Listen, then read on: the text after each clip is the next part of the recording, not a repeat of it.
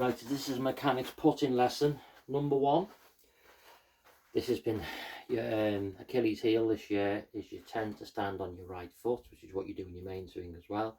And you've been putting like 70-30 like this. Now that position there feels very familiar to you. You're putting, if you're going to put like that, and the centre of the ball is still, the back of the ball is still in the centre there, instead of it being back here, you're going to end up start shutting the face, and then you started putting like this, so that's why you've been having problems. So number 1, 50-50, bang like this. The feeling you get to do that is get your hips between the heels, the spine vertical. You can imagine you're doing a squat. You wouldn't squat like this, you'd squat there with the vertical spine, okay? Your hips are level, your knees are level, your shoulders are going to try to be level, and your eyes are going to be level. Not like that, where everything's leaning that way. You're going for level. That's been the bane of your golf this year. Next thing you need to do is you need to work on your setup. So something that will help you, and it's the pre-shot routine more than the setup, is that you read the putt. Just take some time, study the putt. Don't just walk up and whack it. Look at it from both sides and have a good think. Okay, get the putt in your head. That's one of your biggest issues. Second of all, if it's left lip or if it's right lip, you line up this to the right lip exactly where you want it to go. You don't line it slightly right to where you want to go and make an adjustment. You take your time and make sure it's right. Slightly left, sometimes you aim a bit left and open the face and aim it right at the line and try and, you're lazy. You need to get it right and get the shot perfect in your head. Once you're behind it, so make sure you're happy. Shaft at the side of shaft at the back, the green line of the ball. Make sure it's lined up. You're happy. You come in. Right. You've been visualising this shot since you've been looking at it. You get the club on the floor first. You get the head lined up first. Then you establish your grip. Then you establish your stance. Okay. When you've established your stance, you want the weight, same as the full swing. It's got to come through this section of your foot, so you're in balance. And you're also looking at making sure that the front of the shoulders are in line with the toes as well, because you don't want to go that way. Anything, you need to sort of lean back a little bit because you get a little bit that way and light on the front of your feet. Okay. Once that's set and in, the ideal position is to have the club up the back of the forearm there. That's what you've got this to train for. That gets the club up the back of the forearm, okay? And that's your stroke then. Move on to the next. Well, let's continue with this section. This is your training aid.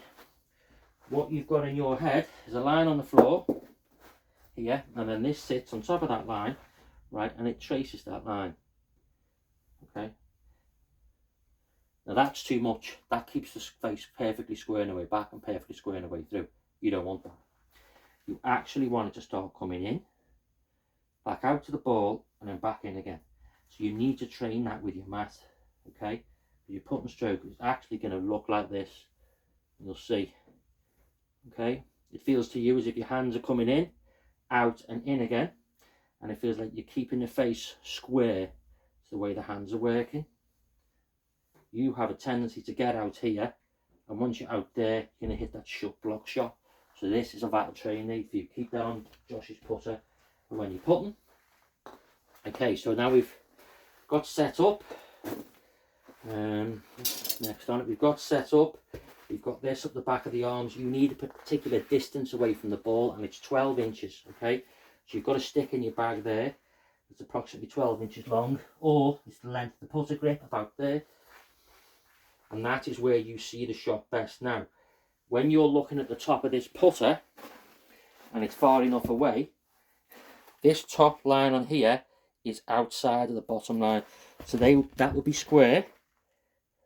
That would be that inside, and this would be that outside. So you want that slightly outside of the dress, not square with it like that. And that will get you 12 inches away from the ball. It's just slightly outside, and that will then line up with when you did the visual test where you got 1, 2, 3 spots, and they always look like it's lined up. If you get too close, the hole starts to look left. Another reason why you potentially pull your putts.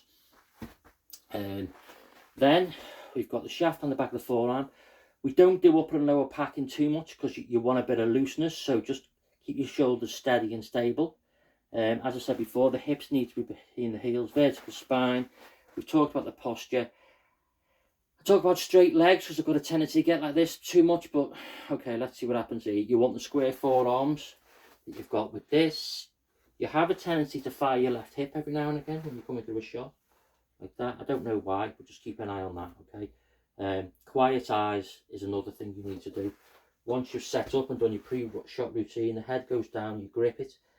Make sure it's in the right position. Here, like that, okay? Quieten your eyes down. You don't want your eyes looking around everywhere. Quieten your eyes down, and that'll quieten your mind down. Once your mind's a little bit quieter, you're focusing, and then you can hit the putt. Okay? Next, after the quiet eyes, you don't want a roundhouse. You have a tendency, well, the roundhousing thing is something that comes off the back of the old stroke.